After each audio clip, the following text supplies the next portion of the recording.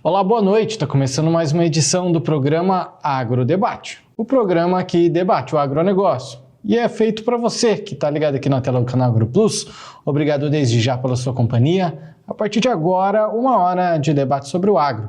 As principais informações que circundam um dos principais setores que movem a economia brasileira.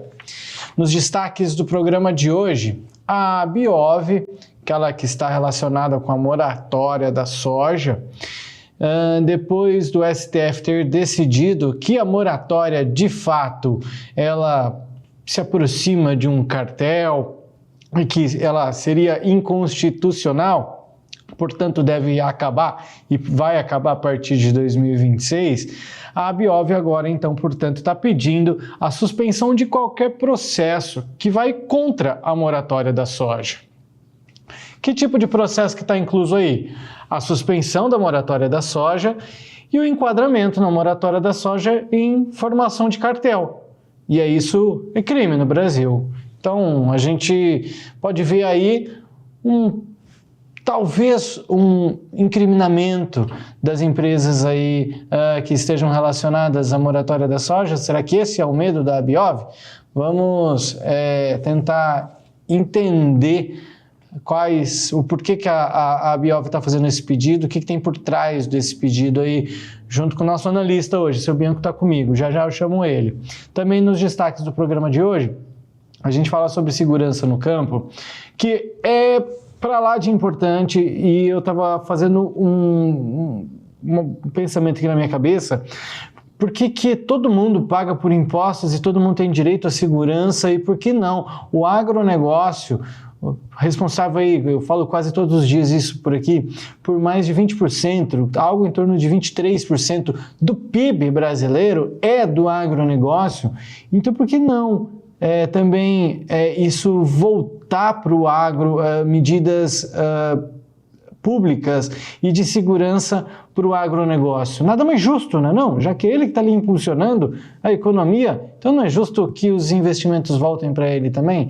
E eu acho que é isso que a Frente Parlamentar da Agropecuária no Congresso ela está cobrando, ela está defendendo um pacote de segurança no campo para proteger a produção, combater o avanço de facções criminosas que a gente já viu, inclusive aqui no programa, mas nos noticiários nacionais, aí, furtos, roubos a cargas de defensivos agrícolas, adulteração de defensivos agrícolas, isso tudo está ligado a facções criminosas. Então nada mais justo do que a polícia também estar com os olhos voltados para o agronegócio aí, para defender os nossos heróis do agro aí, né? Você de casa, concorda comigo? Vamos debater sobre isso já?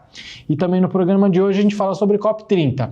Estamos quase chegando na COP30. Segunda-feira, dia 10, é o início oficial da COP30 lá em Belém. E agora aí praticamente, então, portanto, nas vésperas, adivinha só, a União Europeia, ela acabou afrouxando a sua meta climática, que está menos ambiciosa aí. E isso tudo aconteceu nessa última madrugada que passou aí, viu? Na madrugada aí do dia 4 para o dia 5. Foi uma votação assim de última hora e que parece que a própria União Europeia não estava, e os países que compõem a União Europeia não estavam em acordo, então tiveram que tomar uma decisão ali, ó, no meio da madrugada, decidir algo que afrouxou inclusive as metas climáticas, o que prova que eles não vão dar conta de cumprir as suas metas climáticas. E aí eu quero perguntar para o seu Bianco, que já chega comigo por aqui, ele que é o nosso analista de negócio, seu Bianco. A gente já falou algumas vezes, né, por aqui, como que Macron, na França, né, enfim, vamos falar agora de União Europeia de maneira geral, cobra do Brasil, mas a gente está vendo agora que eles estão fazendo um afrouxamento, que daqui a pouquinho a gente vai contar detalhes do que teve aí de afrouxamento na meta climática. Eles não estão dando conta de fazer o dever de casa. Boa noite, seja bem-vindo. Boa noite, Jossan, boa noite a todos que nos assistem. É até engraçado a gente começar a ouvir isso, né? Agora eles afrouxam as metas deles ou não cumprem. Os Estados Unidos, quando entra que vai para o bolso deles, eles saem dos acordos. É muito fácil sempre sobrar para o público brasileiro, para o povo brasileiro, para o produtor brasileiro, que tem que preservar, que tem que fazer isso. As leis devem ser mantidas somente para que o brasileiro as cumpra, e todos esses países agora eles vêm, vamos mudar a lei. É igual se nós aqui no Brasil quiséssemos então mudar a lei de desmatamento, que é a mais rigorosa do mundo, e daí amanhã depois a gente pudesse fazer, não, o Brasil pode desmatar tudo. Simplesmente saímos da lei, saímos do pacto, saímos do problema do clima mundial, saímos fora e pronto. Então isso infelizmente está ocorrendo, sempre ocorreu. O Brasil é o país que leva o clima nas costas, leva os problemas do clima nas costas. E, infelizmente, esses países industrializados sempre só se aproveitaram. O Brasil leva a solução dos problemas nas costas. É isso que acontece. O programa só está começando a partir de agora, 1 hora de debate agro. Vamos debater o agronegócio?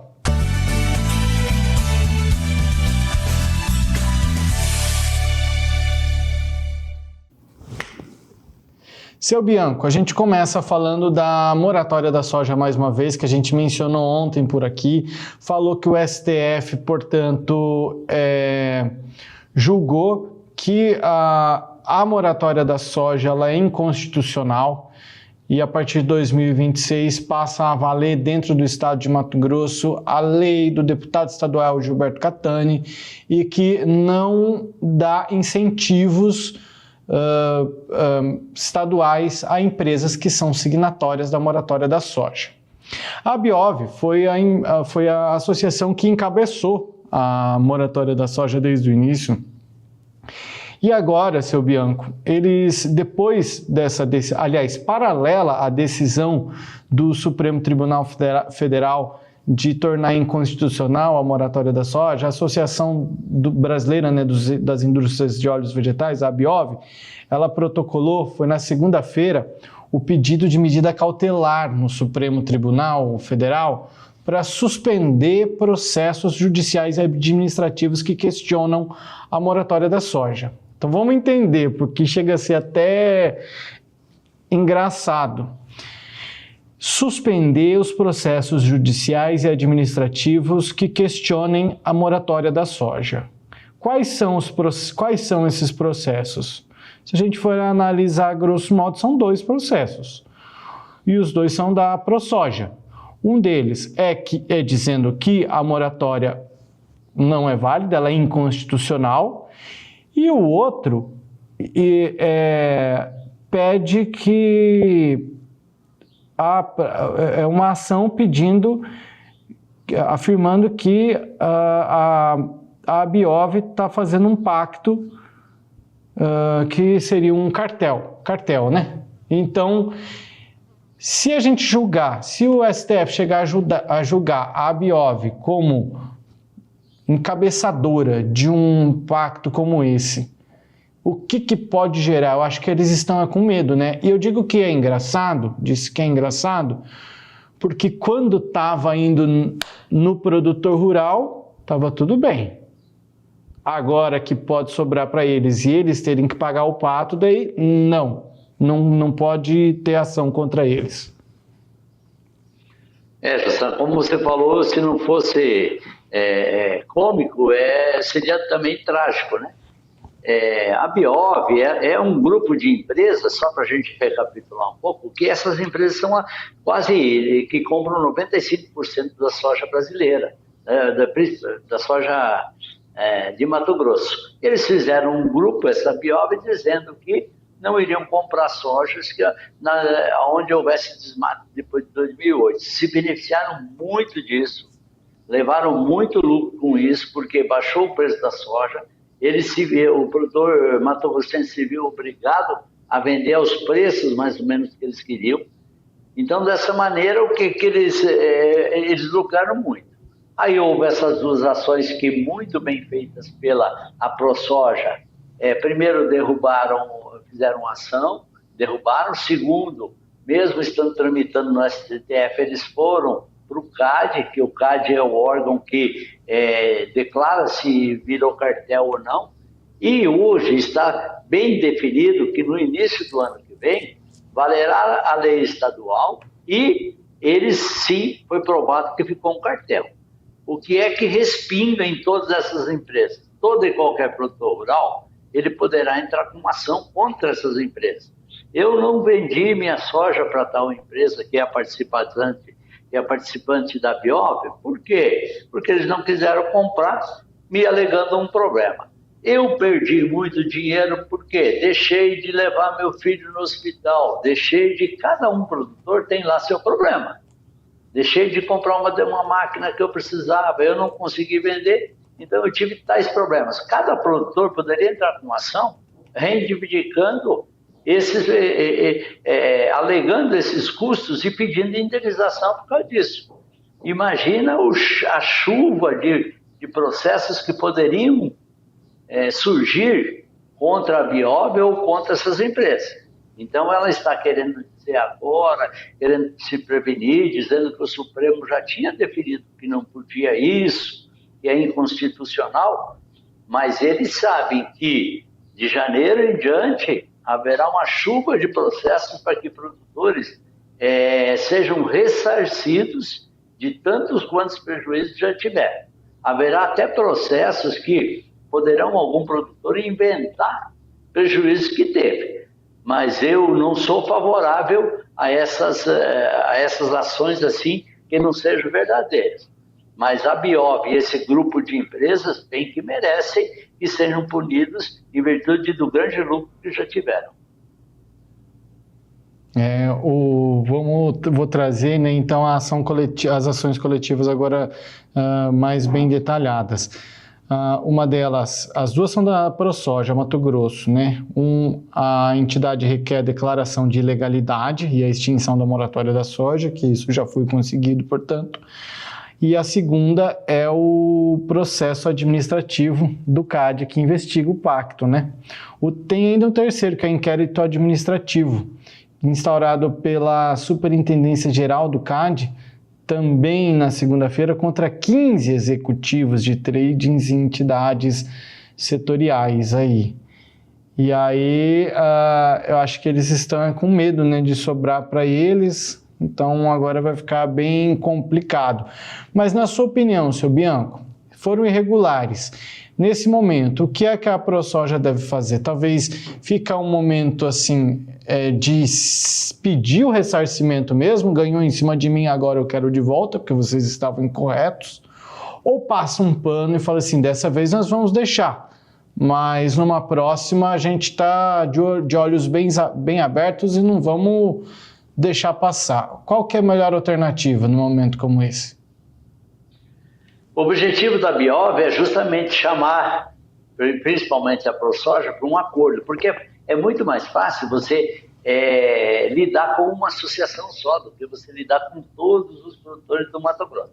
Chamando-se a ProSoja e sendo feito um acordo, automaticamente nenhum produtor individual poderá entrar com ação contra, ou se entrar com ação contra a Biov ou qualquer uma dessas empresas, não terá sucesso garantido. Então, dessa maneira, o objetivo principal da Biov hoje, ela sabe que perdeu e que sabe que pode causar muito prejuízo para ela mesma, para o grupo de empresas dela. Então, o objetivo dela é ter alguma decisão do STF e principalmente do STF e consequentemente, da ProSoja, que aí são só duas entidades e não esperar que, de repente, haja uma chuva de processos contra qualquer uma dessas empresas e qualquer uma dessas negociações. Imagine que cada vez que uma dessas empresas negaram uma venda para qualquer um produtor, esse produtor entre com uma ação contra essa empresa. Imagina quantas ações haverão contra essas empresas. Então, o objetivo principal é que se passe um pano, como você disse, um pano quente em cima, disse, vamos deixar para lá então e pronto. Aí, acredito eu que a ProSoja também vai fazer esse acordo, por quê? O objetivo principal é que se estanque, que pare de ser os produtores serem cobrados disso e, entre aspas, explorados em virtude de um cartel que fizeram que essas empresas fizeram. Se encaminhando para a gente fechar esse assunto, seu Bianco, a Abiov, nas suas manifestações, e depois dessa decisão aí do STF sobre a moratória da soja e a sua inconstitucionalidade, ela, nas suas manifestações, ela coloca que isso pode colocar o Brasil numa posição de dar passos para trás, assim, né? A gente afirma também com dados da WWF Brasil, que inclusive é uma das ONGs, né, que trazem dados que muitas às vezes são questionáveis, e afirmações que deixam a gente também numa situação, o agronegócio numa situação complicada e que muitas vezes parece ser algo manipulado e não algo factual, um fato. Ela traz informações de que isso pode trazer uma desvantagem ao Brasil, que o mundo vai olhar o Brasil com outros olhos, que a moratória de fato segurou o desmatamento nas regiões produtoras de soja na Amazônia. Na sua opinião, daqui para frente, o que deve acontecer? Como que o mundo deve olhar? Deve haver alguma mudança em relação a isso ou não? Vamos analisar eu e você, nós dois, como sendo o mundo. Então o Brasil teve um desmate lá, uma pessoa desmatou ilegalmente ou algo assim. Então eu não quero mais comprar carne que vem do Brasil, ou não quero mais a soja que vem do Brasil, ou não quero mais nada do Brasil. Se você não comprar do Brasil, muitas pessoas irão morrer de fome, porque não tem outro lugar ou outro país morrer de fome, não, estou sendo tão radical. Mas o custo irá dobrar. Quem é que vende determinada carne a esse preço que está hoje? Só o Brasil. Eu não quero a carne do Brasil. O que vai acontecer? O preço que ele vai pagar por essa carne será o dobro do preço. Então, eu e você, como consumidor, você está lá pesando pelo seu bolso, ou você vai querer ir na conversa desses manipulados, igual você falou, que é esses grupos, essas ONGs, essa WWF e tal. E quais as vantagens que nós tivemos, o Brasil teve, em virtude de que houve a Abiov tinha essa não compra de produto de soja brasileiro. O Macron ficou falando do Brasil em todo esse tempo do mesmo jeito. Nós tínhamos essa lei, esse grupo aí da Abiov que não comprava soja, alegando que países europeus não irão comprar nossa soja, nós estaríamos vendendo algo que não é correto. Eles não compraram por 5, 6 anos. Da mesma maneira, continuaram os países falando mal de nós e não compraram mais do que tinha. A própria França se negou a comprar carne brasileira. Então, Jossan, não mudou em nada. Essa Abiov se aproveitou de um grupo de pessoas, de um cartel, como foi bem definido, para quê? Para ganhar dinheiro, para comprar soja mais barata do produtor, para prejudicar o produtor. Então, não muda em nada no mundo, como foi sua pergunta, não muda nada no mundo, cancelando ou provando a todo mundo que houve isso, um cartel e simplesmente uma lei do Mato Grosso que beneficia o produtor. O senhor mencionou aí no final da sua fala algo que eu já tinha até colocado aqui para eu perguntar e para a gente fechar agora de fato esse assunto. O senhor falou de preço, né? Comprar a soja mais barata do produtor. Eu queria, assim, em resumo, para que a gente pudesse entender, né, onde que o produtor rural, a gente está falando do produtor mato-grossense, né?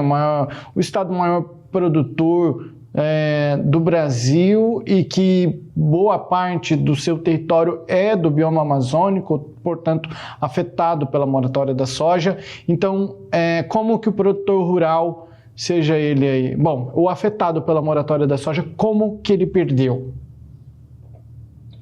José, essas empresas, elas diziam que você não poderia vender soja. Você, produtor 1, 2, 3 ou inúmeros produtores do Brasil. Essas pessoas não poderiam vender soja. O que acontecia no mercado global? Vai ter, então, como que essas pessoas vão... O que é que essas pessoas vão fazer com a soja dela? Então, essas pessoas tiveram que vender um pouco dessa soja, ou pelo menos a produção de soja, a preços que eles, compradores, determinavam. Nós só queremos pagar tal preço. Agora, você imagina bem, um produtor que estava dentro desse grupo aí, que eles diziam esse grupo da Biova, da moratória da soja. Esse não poderia vender sua soja em lugar nenhum. O que houve com essa soja que ele produziu? Ela entrou para um desses compradores da mesma maneira, só que a que preço? A um preço muito abaixo do preço do mercado. Muito bem, acho que ficou fácil para a gente entender e a gente segue acompanhando, né? Vamos ver agora, eu achava que era algo que já teria sido fechado, esse assunto da moratória da soja, mas agora vem a Abiov sendo protagonista nos pedidos para que ela, no final das contas, não onere. Inclusive, a ProSoja divulgou uma nota hoje afirmando que acredita nas instituições e no devido processo legal, certo de que o trabalho técnico também do CAD vai contribuir para assegurar a livre concorrência, a isonomia entre produtores e o cumprimento da legislação brasileira. Então, eu acho que a gente ainda deve ver mais uma guerra, mas pelo menos parte do problema aí já foi solucionado. Seu Bianco, seguimos para o nosso próximo assunto, e que agora é a segurança no campo. Isso porque existe um pacote de medidas que tramita aí no Congresso Nacional e que ele, enfim, são 4 medidas, são 4 projetos de lei que já eu vou mencioná-los e que eles estão diretamente ligados à segurança no campo e que a Frente Parlamentar da Agropecuária agora está defendendo. Vamos lembrar que a Frente Parlamentar da Agropecuária, que representa aí o agro, né, no Congresso, ela tem uma reunião almoço toda terça-feira, né, entre os integrantes e algumas vezes alguns outros convidados. No caso da reunião de ontem, dia 4, terça-feira, estava presente também o secretário de Segurança Pública do Estado de São Paulo, Guilherme Derrite. E aí ele contribuiu com algumas informações, mas vamos lá. O presidente da FPA, o Pedro Lupion, ele disse o seguinte: a segurança no campo é a prioridade para nós e condição para a estabilidade da economia no agro. O meio rural se tornou estratégico para as facções e, infelizmente, para enfrentar essa realidade, a FPA está estruturada em 3 pilares: prevenção, controle e punição. Vamos analisar primeiramente essa fala dele, seu Bianco, que essa é uma realidade. Nós mesmo aqui dentro do Agrodebate, a gente já relatou furto de carga, a gente já relatou alteração de produtos, de insumos agrícolas, porque são produtos que normalmente têm um valor, eles por si só já são caros, e aí você imagina uma propriedade gigantesca. Então, quanto de produto você não precisa colocar dentro de um barracão, quanto de segurança que o produtor rural tem que investir e do dinheiro dele.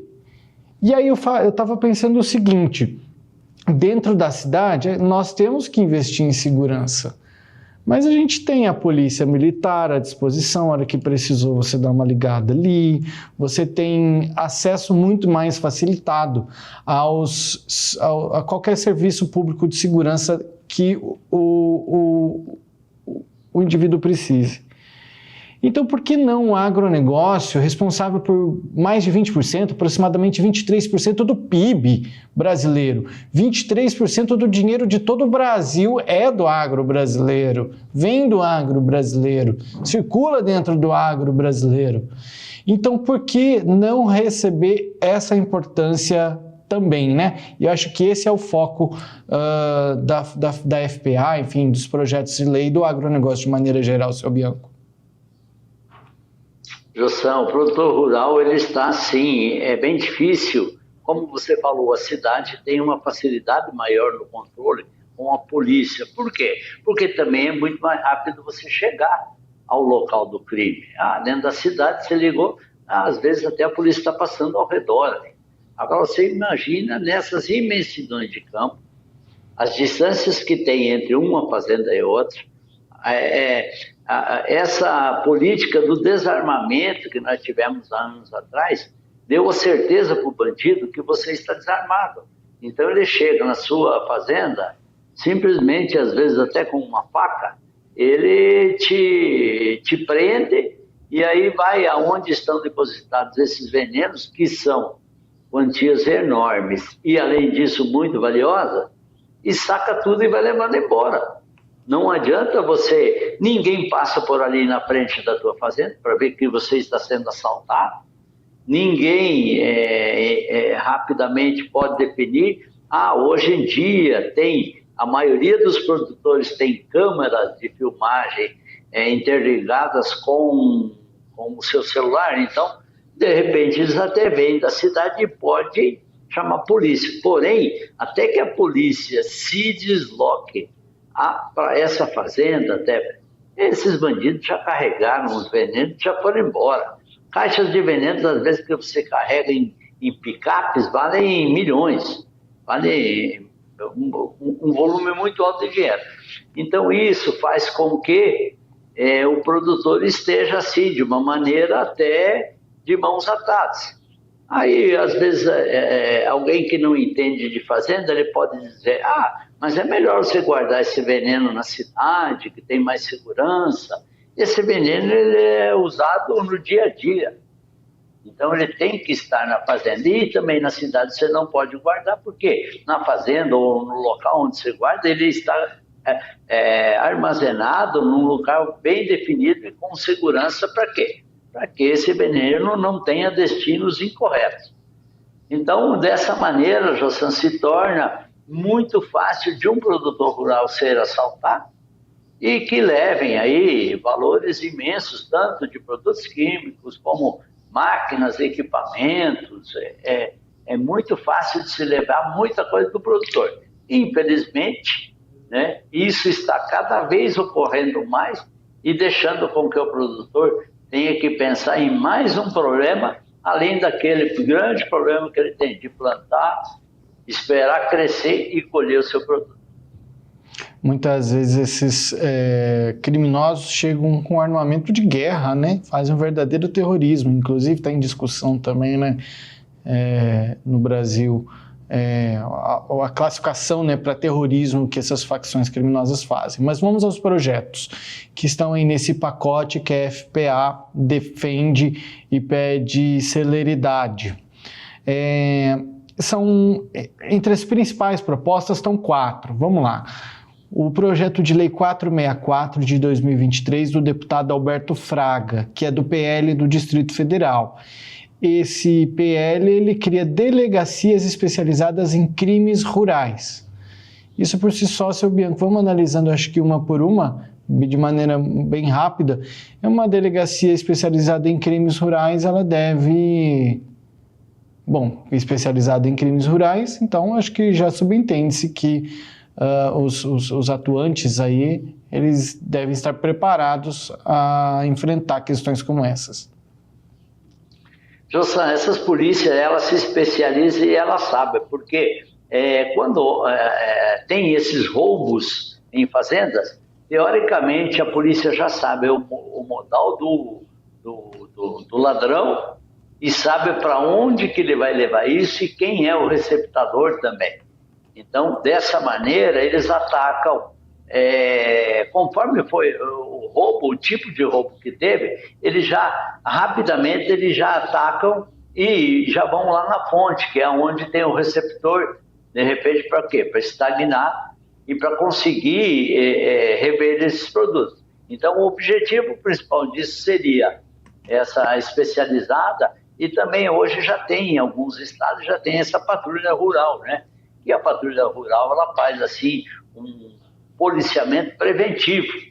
Ela, principalmente, ela passa e identifica mais quem estava naqueles locais.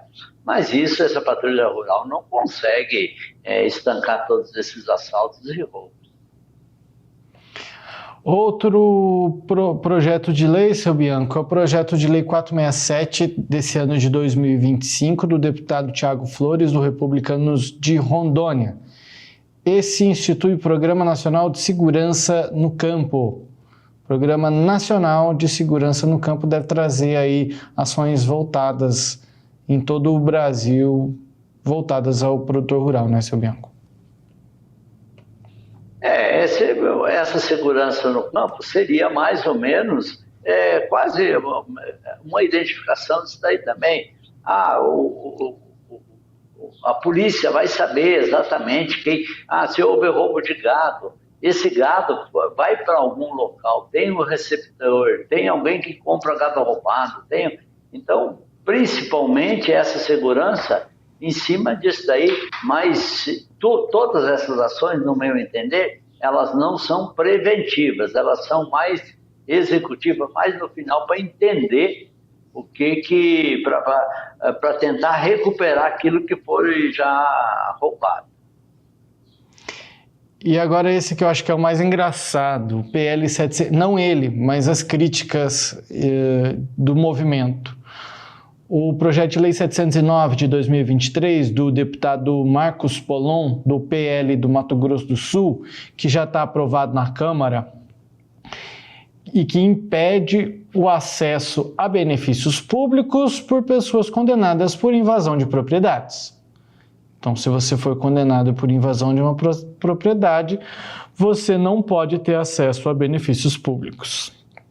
E aí eu fui fazer uma pesquisa sobre esse projeto de lei e, junto com as informações a respeito, uma crítica, vou pegar exemplo da Maíra do MST. No Instagram dela, ela faz uma dura crítica contra isso.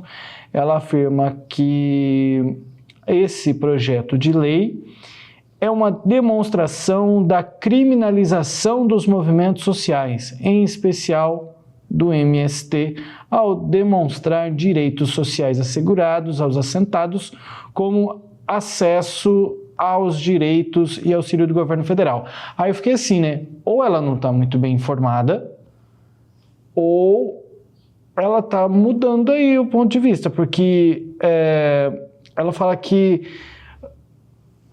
o projeto de lei é uma demonstração da criminalização dos movimentos ao demonstrar direitos sociais assegurados aos assentados.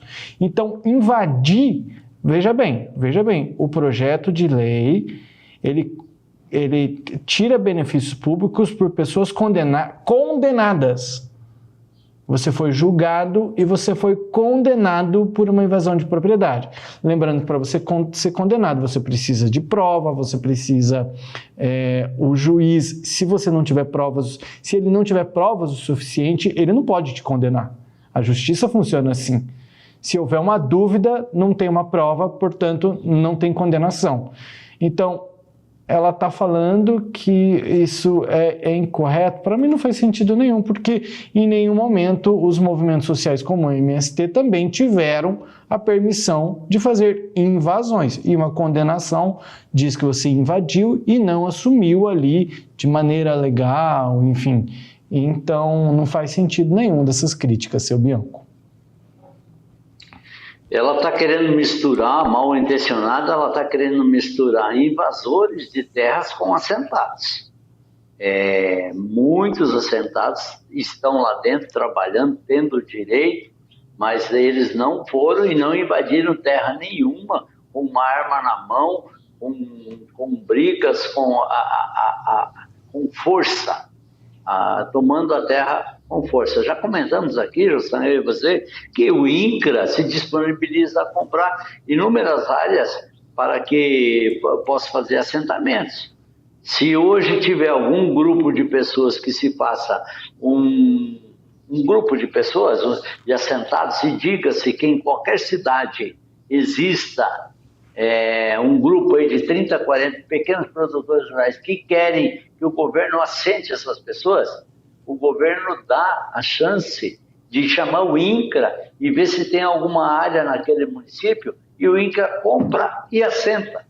Você não precisa chegar lá na terra do cara, invadir, matar os boi dele, invadir, trocar tiro com pessoas. E esses grupos que fazem isso, essas invasões, eles querem que terra, aquela melhor terra que tem na cidade, que está muito bem localizada, em cima do asfalto, que está tudo abertinho, que está tudo pronto, para eles chegarem e simplesmente usufruírem da terra. Um produtor rural que queira exatamente ter a ele assentado que ele é aquela maneira que ele vai lá e vai transformar a terra improdutiva em produtiva. Ele vai fazer sua casinha, o INCRA dá um dinheiro, ele vai fazer suas plantações, criar seus animais, ele vai trabalhar para isso. Agora, querer chegar e virar fazendeiro de uma hora para outra, tomando a terra daqueles que lutaram lá por 50, 100 anos, aí é invasão mesmo e aí é bandidagem. Muito bem, seguimos em prol aí, então, portanto, da segurança no campo e torcendo aí para a celeridade nesses projetos. Vamos fazer o nosso primeiro intervalo de hoje, daqui a pouco eu te chamo de volta, seu Bianco. No próximo bloco a gente fala sobre a União Europeia, que nos 45 do segundo tempo muda aí as suas metas climáticas para serem apresentadas durante a COP30.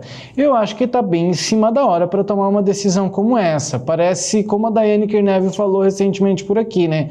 Alunos da escola, isso aí está parecendo que deixou para o último dia, fez ali, ó, pelas coxas. Parece que é isso. Eu quero a opinião do seu Bianco já já. A gente faz o nosso primeiro intervalo e já volta.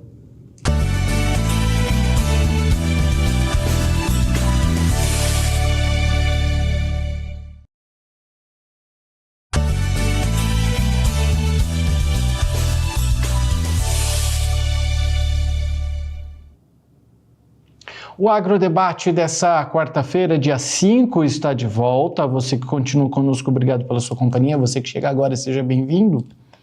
Vamos falar agora de União Europeia, que aos 45 do segundo tempo, na madrugada, os ministros responsáveis aí pelas questões climáticas da União Europeia chegaram a um acordo sobre a meta para as mudanças climáticas para 2040, né? Porque esses assuntos eles têm que ser pensados a longo prazo, né?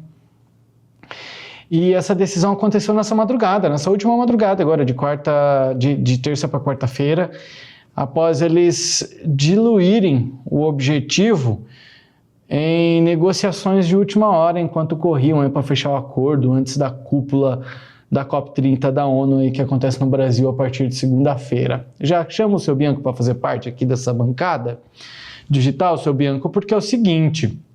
Chega a ser até soar esquisito para a União Europeia, que cobra tanto do Brasil, que cobra que o Brasil não desmate, que é isso e que é aquilo. E quando a gente fala aí de acordos climáticos e metas climáticas, o que é que aconteceu? A União Europeia ela já tem um compromisso de até 2040, e quando essas comparações... Quando essas metas elas são estipuladas, considera-se o ano de 1990, tá? É de 1990 até tal ano. Então vamos lá. Até 2040, a União Europeia tem o compromisso de reduzir as emissões em 90%. Até 2040. Esse compromisso continua de reduzir as emissões em 90%. Mas na teoria... Porque na prática, o que é que eles querem fazer? Eles querem se dar o direito de comprar, através de crédito de carbono, 5% dessa meta de redução. E isso me deixou muito claro, me deixou assim, na minha cabeça, seu Bianco, ficou muito claro que se eles estão abrindo mão de cumprir com o objetivo e se dando ao luxo de comprar de outros países crédito de carbono, está escancarado que eles não dão conta de cumprir com a meta que eles mesmos criaram. Na sua cabeça também passa esse tipo de pensamento, porque eu não consigo pensar outra coisa. Bem certo, José. Eles têm certeza que 2040 está chegando, e eles têm certeza que eles não vão cumprir. Mas cadê, então, essas ONGs que defendem tanto, que deve se preservar, que deve se fazer, Mas então você pode comprar uma preservação de um outro país, já que os outros países, um outro país então vai preservar, está condenado a não produzir, que é o que está acontecendo com o Brasil está condenado a não produzir o suficiente para o mundo e com essa produção poder ganhar dinheiro, ter progresso, todo o povo brasileiro, não. Eles podem então comprar. Outro questionamento que me veio à cabeça também, eles podem comprar. Daí eles vão dizer o quanto é que se pode pagar. E não é o povo brasileiro, não é quem preserva que vai ditar normas e valores em cima dessa preservação, já que eu estou preservando. Mas o que eu fico muito mais assim, pé da vida, é que se discute tantas mudanças climáticas, as metas, e daí agora então eu posso comprar essa meta, eu posso comprar a preservação. Se eu defendo tanto, eu deveria fazer e dar o exemplo. Eles deveriam cumprir ou baixando a poluição das indústrias deles, ou então plantando árvores, seja lá no país deles, de qualquer um deles. Mas eles sabem que se eles plantarem e virarem floresta, muitos prejuízos irão ter. Eles deixarão de produzir muito alimento. E isso cabe lá no fundo, que todos eles sabem, na segurança alimentar. Porque a produção de alimento é, basicamente, essencialmente, segurança alimentar. Se nós não produzir arroz e feijão, que é o costume do brasileiro, se no Brasil não se produzir arroz e feijão, você vai comer arroz e feijão? Você não tem. Então, a segurança alimentar é isso, você produzir para que dê chance e que tenha a possibilidade de você se alimentar com aquilo que você produz. Seu Bianco, concordamos então que eles estão assumindo, estão deixando muito claro que eles não vão dar conta de cumprir com a sua meta, então eles vão ter que comprar de fora. E a coisa fica pior ainda quando a gente vê que ela também concordou em considerar a opção de usar créditos internacionais de carbono para cumprir mais 5% das reduções das emissões de 2040, potencialmente reduzindo mais 5% da meta doméstica, ou seja, chegando em 10%. Então, assim, na minha opinião, eu acho que para uma COP30 não chegar e falar assim, olha, nós não vamos dar conta de 10%, vamos anunciar 5 aqui, 5, e aí daqui a alguns anos a gente fala que não vai dar conta de mais 5, fica mais leve, né? Uma mordida fraca e outra mordida fraca acaba passando mais do que uma mordida mais dolorida.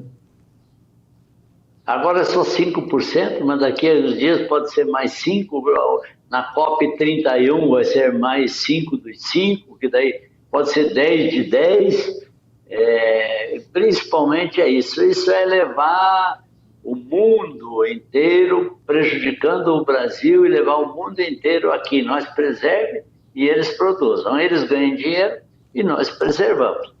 Então, infelizmente, o mundo está assim. E eu achei até que era meio um erro a gente trazer essa COP30 para o Brasil, né?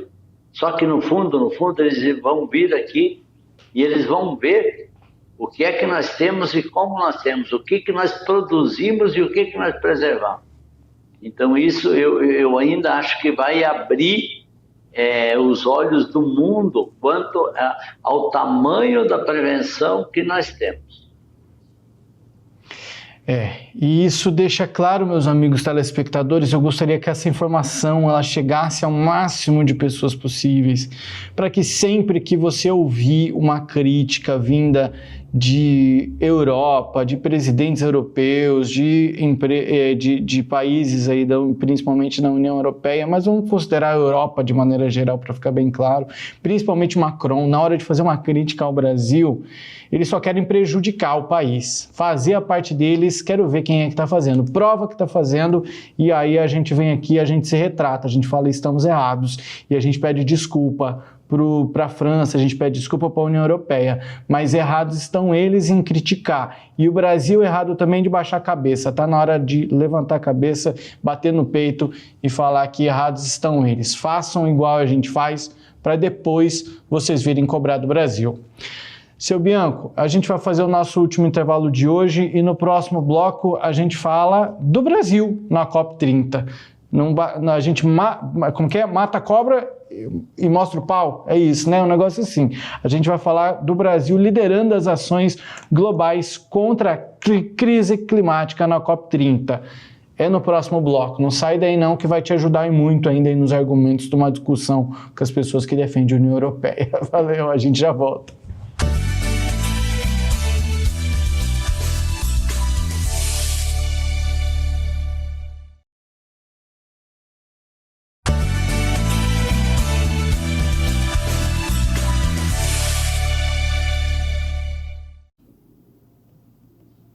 Agrodebate dessa quarta-feira, dia 5 de novembro, e está de volta.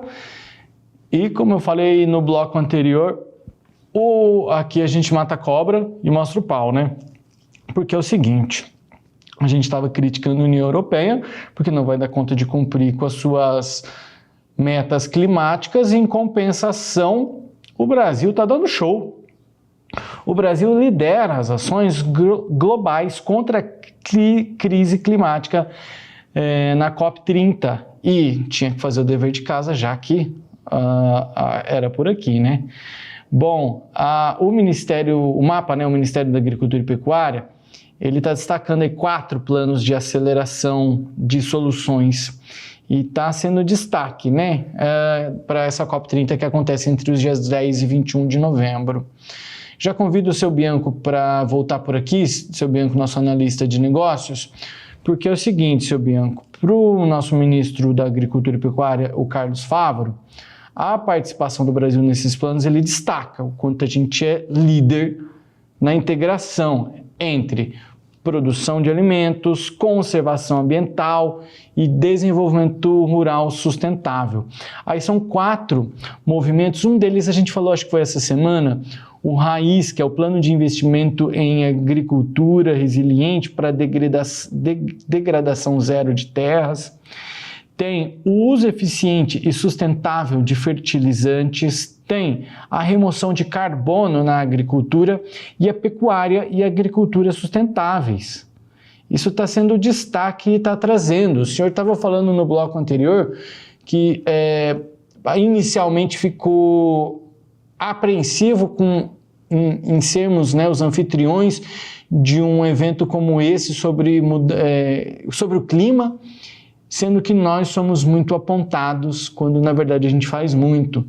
E eu acho que isso está colocando o Brasil de fato em destaque, e durante esses 11 dias aí de evento, acho que a gente vai ter tempo para a gente mostrar tudo isso para o mundo. Nós estamos trazendo para dentro de nossa casa o mundo e mostrar para eles como que é a nossa casa. Mostrar para eles que é possível você produzir, você conservar e você incluir. O que seria produzir? Produzir é você plantar e colher e gerar alimento. Conservar tudo nessa quantidade de produção, nós temos uma preservação, temos uma ótima e a maior imensidão de florestas com essa preservação. E um dos fatos mais importantes para nós brasileiros seria o incluir, que dentro dessa produção e dessa preservação, nós também incluímos socialmente muitos brasileiros que produzem, trabalham e ganham o seu sustento, ganham o dinheiro para eles poderem viver. Nada mais importante do que você ganhar valor, você ganhar seu sustento legalmente. Então, isso é importante que o mundo venha aqui e veja que nós conseguimos e somos o único país do mundo que a gente produz, conserva e tem inclusão social de toda a população, principalmente dos produtores rurais. Muito bem. Eu faço o convite para quem não assistiu essa semana A gente falou sobre, é só procurar no nosso YouTube ou no nosso Spotify, a gente fala sobre o programa Raiz, que é sobre a degradação de terras degradadas, né? Na verdade, é sobre terras degradadas. Então, a gente não vai entrar a fundo nesse assunto, mas é um dos projetos apresentados aí pelo Brasil, né? Iniciativa Raiz, que é um compartilhamento de informações global entre todo o mundo sobre terras degradadas, tecnologia, transferência de tecnologia, enfim, é um projeto bem bacana.